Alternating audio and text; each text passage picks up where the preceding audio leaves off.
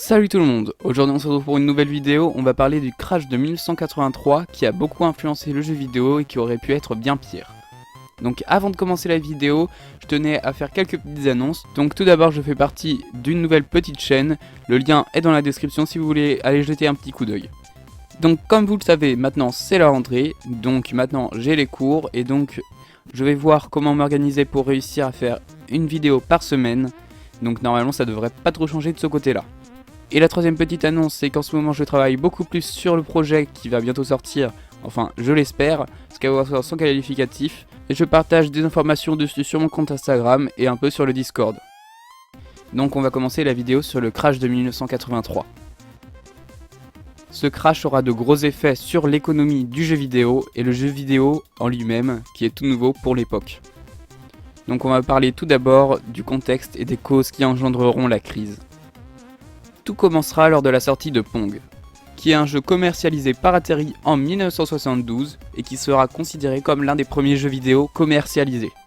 Enfin, cette crise sera surtout liée à son succès. Le jeu rencontrera un énorme succès et les bénéfices que ce jeu feront pour Atari attireront beaucoup de gens. Beaucoup d'entreprises se lanceront pour espérer autant de bénéfices qu'Atari avec Pong et ses autres jeux à succès. La plupart de ces entreprises copieront les jeux à succès déjà à l'époque, notamment le fameux Pac-Man et aussi Space Invader. Donc des copies de ces jeux sortiront en grande production, ce qui déclenchera une énorme lassitude des joueurs en attente de vrais nouveaux jeux, et non pas des copies médiocres de jeux déjà créés. La deuxième cause qui est aussi liée à la première est que certaines nouvelles entreprises vendent des jeux extrêmement mal faits, à cause du manque de budget et de programmeurs réellement qualifiés, rabaissant ainsi le jeu vidéo naissant à cette époque, avec du même coup les jeux vidéo réellement travaillés et qui valent vraiment le coup. La troisième cause qui déclenchera le départ du clash sera à cause des lois de l'époque, car les vendeurs doivent renvoyer un produit qui ne se vend pas au fournisseur, en échange d'un remboursement du jeu ou d'un nouveau jeu créé par l'entreprise. Mais certaines entreprises n'avaient pas d'autres jeux à proposer. Ils renvoyaient donc le même jeu en espérant qu'il se vendra cette fois. Ce système inadapté et le fait que les ventes baissent alors que la production augmente causera de gros problèmes à de nombreuses entreprises. La plupart de ces entreprises feront faillite, car le coût de production du jeu vidéo sera au-dessus du prix des ventes en magasin.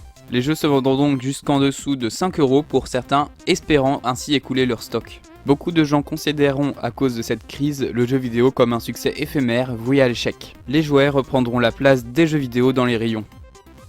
Cet événement se passera principalement en Europe et en Amérique. Le rétablissement. Pour rétablir le cours du jeu vidéo normal, des règles contre les copies du jeu vidéo seront mises en place. Les programmeurs seront payés par la suite plus cher pour attirer de meilleurs programmeurs et avoir une vraie meilleure qualité de jeu. Nintendo devra rétablir l'ordre de son côté en limitant la sortie de jeux indépendants sur sa console à 5 par an. Après le rétablissement de ce crash, il y a donc eu des effets et des conséquences. Le Japon prendra la place des États-Unis comme premier vendeur de consoles de salon. Après que le cours du jeu vidéo reprit un cours normal, Nintendo avait détrôné Atari avec la NES. Atari subira ce crash et ne sortira plus de consoles après 1996. Donc j'espère que ce très court résumé vous aura plu et n'hésitez pas à vous abonner pour pouvoir être au courant de mes prochaines vidéos. Et à liker, ça fait toujours plaisir de voir qu'une vidéo plaît aux gens. Une vidéo vient d'apparaître, donc n'hésitez pas à cliquer dessus pour la voir.